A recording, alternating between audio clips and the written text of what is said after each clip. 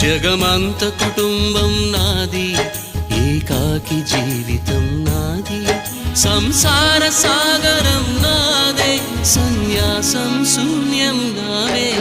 జగమంత కుటుంబం నాది, ఏకాకి జీవితం నాది.